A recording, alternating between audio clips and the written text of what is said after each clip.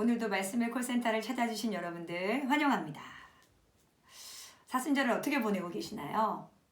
오늘 영상은 성경 관련되어 있지만 이 사순절을 조금 더 여러분들이 알차고 의미 있게 보내시라고 중간에 약간 막간 타임으로 기도에 관한 콘텐츠를 하나 마련해 보려고 합니다. 사순절에 교회는 신자들에게 세 가지를 하라고 권고합니다. 첫 번째는 기도, 그 다음에 자선, 단식 이렇게 하고 있죠.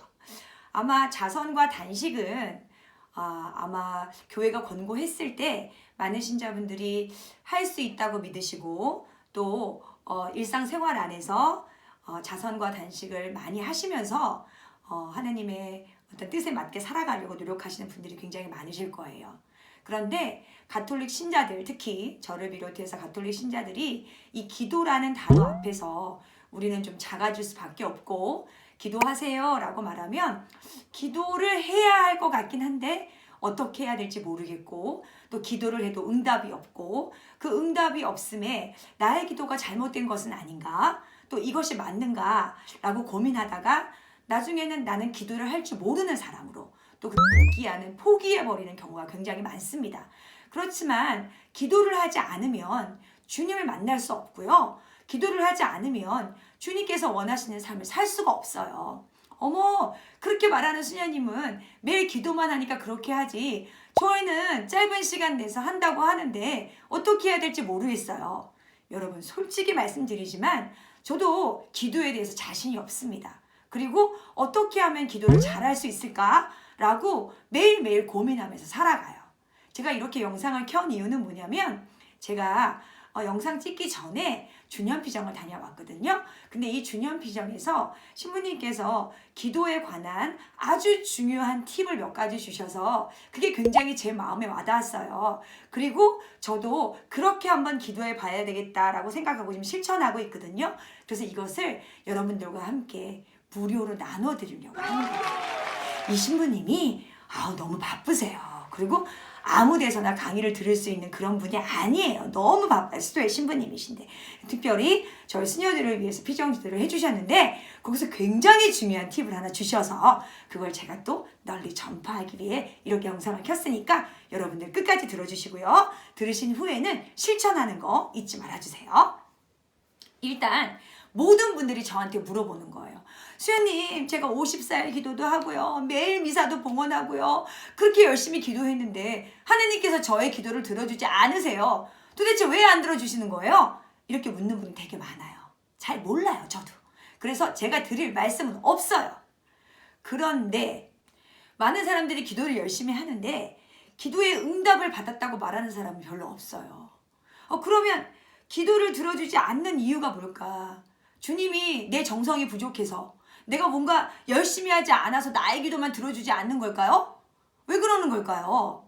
많은 분들이 저한테 물으세요. 이거는 평신도 신자분들 뿐만 아니라 저희 수녀들끼리도 하는 말이에요. 내가 나의 소임을 위해서 또 어떤 우리가 기도해 줘야 될 많은 사람들을 위해서 기도했어요. 그런데 그 기도가 들어주지 않아요. 왜 그러는 걸까요? 잘 몰라요. 저도. 이거를 제가 드릴 말씀은 없어요. 그런데 어떤 주교님께서 이렇게 말씀하셨어요. 하느님께서 우리의 기도를 들어주지 않는 이유가 몇 가지 있다. 그래서 일단 주교님이 뭐라고 말씀하셨냐, 이건 교회 주교님이 하신 말씀이기 때문에 제가 정확하게 말씀드릴 수 있어요. 교회 주교님께서 왜 우리가 열심히 기도했지만 하느님께서는 우리의 기도를 들어주지 않는 것인가. 첫 번째 이유, 여러분, 우리가요 마음 없이 하는 기도는 절대로 들어주지 않으세요. 저희가 뭔가 기도 그런 플러스 간절함이 들어있어야 되는데, 간절함 없이 그냥 형식적으로 하는 기도, 그냥 이거는 뭐 이렇게 들어주시면 좋고 안 들어주셔도 뭐 괜찮고 이렇게 뭔가 마음 없이 바치는 기도, 그거는 여러분 주님께서 절대 들어주지 않으십니다.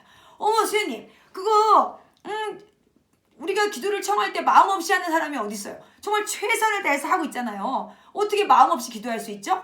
자, 그러면 두 번째, 내가 마음을 다해서 기도했는데도 불구하고 들어주지 않는 경우, 두 번째는 뭔지 아세요? 여러분, 끈질기게 기도하지 않으셔서 그래요. 기도했어요. 얼마 하셨어요? 50살 기도하셨어요. 얼마 하셨어요? 100일 기도했어요. 여러분이 원하시는 은총의 크기가, 여러분이 주님께 청하는 기도의 크기가 여러분이 50살 기도에서 이루어지는 거예요?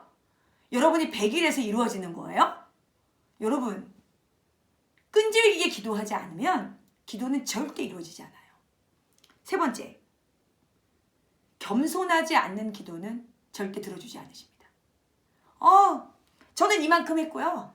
저는 이 기도를 위해서 봉헌을 이만큼 했고, 자선활동을 이만큼 했고, 저도 봉사활동을 이만큼 했고, 매일 미사에 참석을 했고, 신부님, 수녀님 원하시는 그 모든 활동에 제가 예스라고 했어요. 그러니 들어주세요. 이건 겸손하지 않은 기도예요. 어떤 대가를 지불하시면, 내가 얼만큼 하면 주님께서 마땅히 들어주셔야 된다. 이건 아니에요. 이렇게 청하는 기도는 들어주지 않습니다. 그 다음, 내가 기도를 열심히 했고 끈질기게 했고 겸손하게 했어요. 그런데 주님께서 나의 기도를 들어주지 않으셨어요. 그럼에도 불구하고 들어주지 않는 기도는 기도를 들어주면 그것이 나에게 해가 되기 때문이에요. 아니에요. 이거는 꼭 저한테 필요한 거예요. 그거는 우리 입장이고요. 주님께서 긴 시간 넓은 눈으로 보셨을 때, 그분께서 그 기도를 들어주셨을 때 나에게 도움이 되지 않는다면, 나에게 해가 된다면 그것은 들어주지 않습니다. 또 하나, 내 기도를 들어줬을 때 피해받는 사람이 있다면 내 기도는 들어주지 않아요. 내 기도를 들어줬을 때 어떤 사람이 불이익을 당한다면 그 기도는 들어주지 않아요. 마지막으로, 주님께서 나의 기도를 들어주시는 이유, 주님이 나의 기도를 들어주시면 그 결과로 인해서 내가 냉담할까 봐, 내가 주님께 돌아설까 봐. 아니에요, 스님. 기도를 들어주면 더 주님을 믿죠. 어떻게 냉담을 합니까? 예를 들어 생각해 보세요. 아주 극단적인 예로. 주님, 정말 제가 이번에 오랜만에 로또를 샀어요. 꼭 들어주세요. 두두두. 제가 1등에 당첨됐다고 생각을 해보세요. 주님을 찾으시겠어요? 아니면 그 돈을 어떻게 쓸까라고 고민하시겠어요? 이런 경우에는 주님께서 기도를 들어주지 않으십니다. 아니에요. 저는 이 모든 조건에 해당되지 않아요. 그래도 기도를 들어주지 않으세요. 라고 누군가 물었더니 주교님이 하시는 말씀. 나중에 하늘나라 가서 직접 물어보시래요. 이게 주교님 답변이었었어요. 지금까지 한 이야기들은 대부분 다 우리가 바치는 청원기도에 관한 내용들이에요. 그런데 청원기도 말고 뭔가 결정을 해야 하고, 내가 앞으로 어떻게 살아야 될지 모르겠고, 또 내 마음 안에 많은 경우 미움이 좀 가득하고 마음이 편안하지 않고, 그럴 때도 주님 앞에 계시잖아요. 그런데 아무리 성당 앞에 앉아 있어도, 주님 앞에 앉아 있어도 내 마음이 좀 가라앉지 않고 이렇게 뭔가 평안이 오지 않을 때 정말 주님과 함께 대화하고 싶고 기도하고 싶으세요. 그리고 많은 신부님, 수녀님들이 교회에서 기도라는 이야기를 할 때 기도는 주님과의 대화라고 얘기를 합니다. 여러분 마음 안에 이미 주님이 있어요. 그러니 그 주님과 함께 기도하세요 라고. 그런데 마음 안에 주님이 있다는 건 알지만 대화하기 쉬우세요? 어떻게 하는지 아세요? 정말 어려워요. 주님하고 대화하고 싶은데 내 마음이 다른 많은 걸로 가득 차 있어요. 그래서 이번 피정에 신부님께서 저희를 인도해 주실 때 첫 번째로 저희한테 말씀하신 거예요.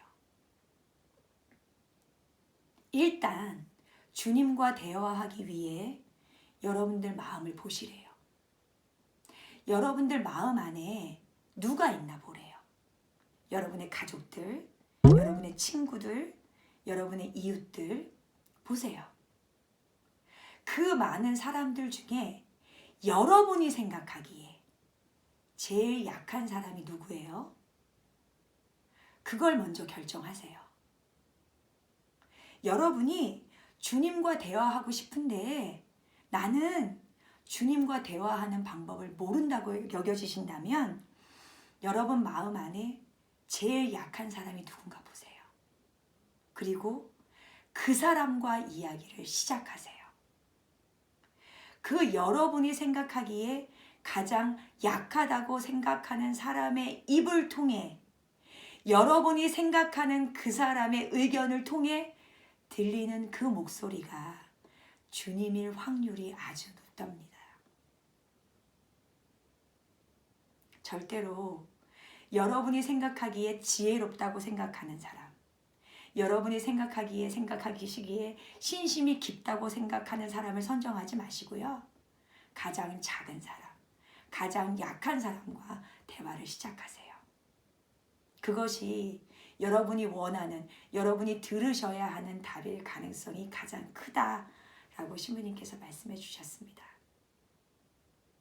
여러분, 사순에 저희가 주님의 순환을 묵상하면서 주님과 대화해야 하는 것은 저희의 마땅한 의무예요.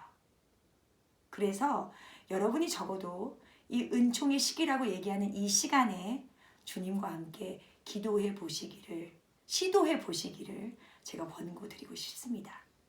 그런데 내 마음이 너무나 부족하고 너무나 우울하고 기도할 수 있는 힘조차 없다고 느껴지실 때 여러분, 이 영상의 댓글에 여러분이 청하고 싶은 기도를 써주시겠어요? 그러면 저희가 가장 열심히 기도하고 가장 순수하다고 가장 순수한 기도를 바친다고 여겨지는 저희 수련 수녀들과 함께 여러분께서 청하신 기도를 함께 올려드리겠습니다. 저희가 하는 기도가 강하다, 세다, 너무나 확실하다 이렇게 말씀드리는 게 아니고요. 함께 기도할 때 기도의 힘은 훨씬 커집니다. 더군다나 내가 여러분이 어떤 기도를 청하시는지는 모르겠지만 여러분이 누구신지는 잘 모르잖아요. 그렇게 모르는 사람을 위해 바치는 순수한 기도는 훨씬 더 큰 힘을 발휘해요. 저희의 가장 큰 사명이죠. 세상을 위해 바치는 기도.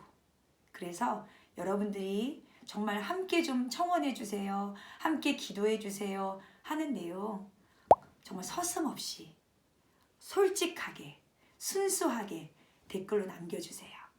그러면 저희가 함께 바쳐드릴게요. 근데 이 기도가 다른 사람에게 좀 공개되는 것이 원치 않으세요. 그럼 저희 유튜브 이메일 계정으로 메일을 보내주세요. 그럼 저희가 그 누구에게도 알리지 않고 기도 바쳐드리겠습니다. 자, 그러면 다음 시간에는 이 예수님과 대화하는 내용이 사순 시간 안에는 특별히 어떤 내용이어야 할지 다음 컨텐츠를 통해서 다시 한번 나눠드릴 테니까 기도하면서 다음 시간을 기다려 주시겠어요? 감사합니다.